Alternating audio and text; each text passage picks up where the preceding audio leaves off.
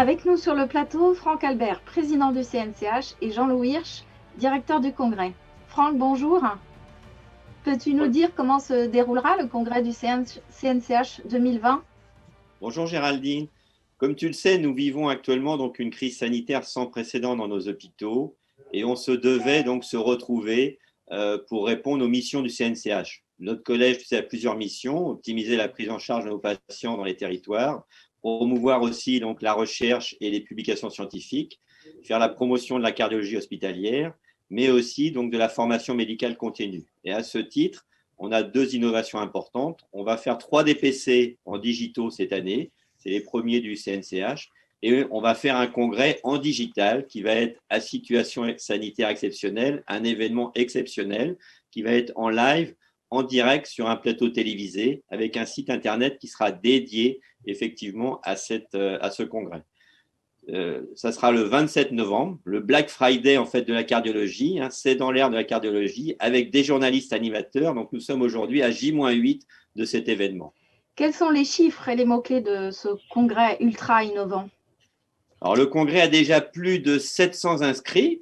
C'est un congrès, comme on a dit, digital, interactif, 13 heures de live en continu, à partir donc de 11 heures le vendredi 27 novembre, 24 sessions donc en direct, avec une durée moyenne donc de 30 minutes, 45 minutes parfois, donc des topos plus courts, plus concis, plus d'informations dans un format effectivement raccourci. 30 modérateurs, 60 orateurs, dont 20 universitaires, donc des orateurs de renom. On aura aussi une star que je ne peux pas vous dévoiler ce jour, qui sera effectivement de notoriété internationale. Et puis 5 journalistes cardiologues du CNCH, des quadras, des hommes, des femmes, qui vont animer ce congrès, poser des questions aux orateurs pour créer de l'interactivité via le chat en direct sur un plateau télé. Donc, il y aura toute l'information cardiologique avec des flashs dans ce congrès, en partenariat avec les jeunes du CCF. Et puis, je remercie aussi les 13 partenaires industriels qui nous soutiennent malgré cette crise sanitaire pour continuer à se former. Peux-tu nous résumer en quelques mots le congrès qui nous attend? Alors, le congrès, c'est 13 heures d'information, ça touche toutes les spécialités. C'est un congrès, bien sûr, général, avec 7 groupes, nos groupes habituels qui sont comme dans la Société française de cardiologie. Donc, il y aura beaucoup d'informations dans tous les domaines, la cardiologie interventionnelle comme l'angioplastie ambulatoire, l'imagerie, l'insuffisance cardiaque et tous nos groupes, des flashs d'actualité, des best-of des grands congrès européens comme l'ESC, un best-of sur l'AHA qui a eu lieu la semaine dernière, une session particulière en partenariat avec le président de la Société de cardiologie du Sénégal sur l'hypertension artérielle, et puis des symposiums sur de l'actualité un peu vraiment en cours. Peut-on baisser le LDL cholestérol en 2020 avec les nouveaux médicaments, comme les inhibiteurs des PCSK9?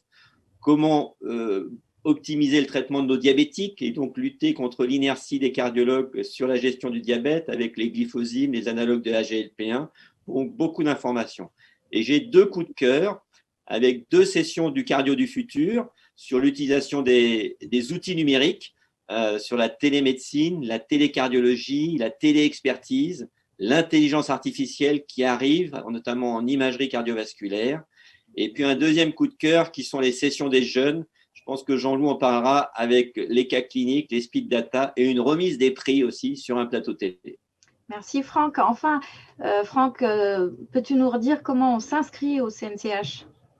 Alors, pour vous inscrire, c'est le Black Friday de la cardiologie. Donc, la date, c'est facile, c'est le 27 novembre. Il faut aller sur le site internet de notre collège, donc www.cnch, et vous aurez accès au programme et aux inscriptions. Les inscriptions sont gratuites. Donc, maintenant, il faut foncer, y aller, et à très bientôt. Jean-Loup, bonjour. Bonjour Géraldine. Tu es le principal organisateur du CNCH depuis plusieurs années. Comment gardes-tu l'envie et l'énergie pour poursuivre cette action? D'abord, je ne suis pas seul.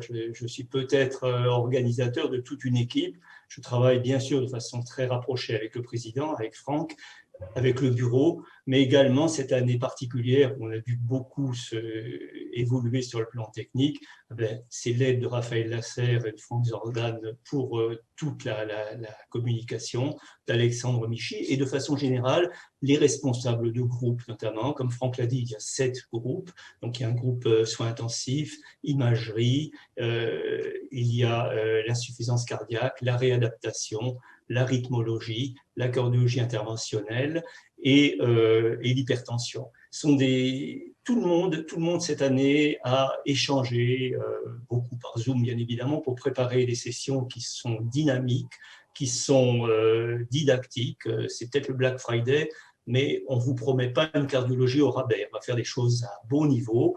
Je voudrais également remercier tout l'environnement, Europa bien sûr, qui est notre partenaire de toujours, mais aussi le parrainage de la Société française de cardiologie, avec notre secrétaire, bien sûr, Émilie. C'est un rendez-vous très important. Comme chaque année, c'est le rendez-vous des praticiens des différents hôpitaux, que ça aille de l'hôpital quasi local jusqu'à un hôpital départemental très interventionnel. Tout le monde a des préoccupations spécifiques, mais tout le monde a aussi des préoccupations communes. Donc, c'est un congrès généraliste, c'est vrai. Il y aura des groupes qui vont, donc c'est 7 groupes où il y aura donc des interventions plus spécifiques et un contenu spécifique qui sera fait pour nous, les praticiens des hôpitaux généraux, des hôpitaux militaires et des ESPIC, mais ce sera fait non seulement par nous, mais également en collaboration avec des sessions parrainées par le CNCF, enfin, en partenariat avec le CNCF, avec bien évidemment beaucoup d'intervenants de CHU et bien évidemment, et on en reparlera, l'ouverture vers le Collège des cardiologues en formation. Les jeunes cardiologues prennent part de plus en plus à ce congrès. Comment s'explique ce succès? Alors, il y a plusieurs raisons. D'une part, on a des sessions qui sont spécifiquement destinées aux jeunes cardiologues. On pense au speed data, donc ces présentations de cas cliniques ou d'expérimentation sur 4 minutes et qui doivent essayer de nous donner en 45 minutes un certain nombre d'informations.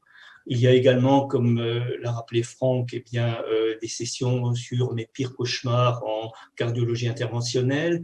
Il y a la cardiologie du futur, donc beaucoup d'éléments qui sont faits pour les intéressés et également la vie des services, c'est-à-dire tout ce qui est commun dans le fonctionnement quotidien de nos services, que ce soit des questions d'organisation, que ce soit des questions de rapport avec nos nombreuses administrations. Et l'ensemble de cela est très important pour faire venir les jeunes. On est très fiers, disons, pour les plus anciens d'entre nous, on est très fiers de ce renouvellement de génération. Une des forces, des charmes du collège, c'est que justement, on arrive chaque fois à faire entrer des jeunes qui se sentent concernés, qui se sentent engagés dans cette aventure. C'est bien pour eux. Ils découvrent, pour les jeunes qui sont souvent issus du CHU, ils découvrent que l'on peut faire de l'excellente cardiologie dans des centres non universitaires. C'est important pour nous également parce que ceux qui vont venir dans nos hôpitaux comme assistants seront les PH de demain, sont ceux qui, la carrière se renouvelle et c'est ceux qui nous succéderont. Donc, il est important pour le collège, il est important pour les fonctionnaires des hôpitaux d'avoir des réunions de ce type et on espère que celle-ci sera réussie comme les autres. Quels seront les prochains rendez-vous du CNCH et selon quel format, à ton avis? Alors, c'est difficile de se prononcer. Ce qui est de sûr, c'est que nous faisons régulièrement en région des sessions qui sont donc organisées et parrainées par le CNCH. Et les prochaines réunions qui auront lieu au printemps de l'année prochaine se feront certainement par voie digitale. Après, le congrès annuel donc, du collège se fait traditionnellement dans la dernière semaine de novembre. Il est assez difficile de savoir si c'était en présentiel, évidemment, c'est mieux. Ça nous permet d'avoir des discussions de couloir, des discussions. Le mot collège n'est pas un mot pris au hasard. Le collège, ça veut dire qu'on se réunit entre personnes qui ont la même formation, les mêmes problématiques, et le présentiel est quelque chose qui est très important. On fait de notre mieux cette année pour le faire en digital, quelque chose qui se rapproche au mieux du présentiel. L'an prochain, on verra. Si ce n'est pas en présentiel, on dira que cette année, on aura bien démarré et que l'an prochain, on fera de nouveau en digital. Merci Jean-Loup. Merci. Merci à tous et à très vite sur le congrès du CNCH 2020.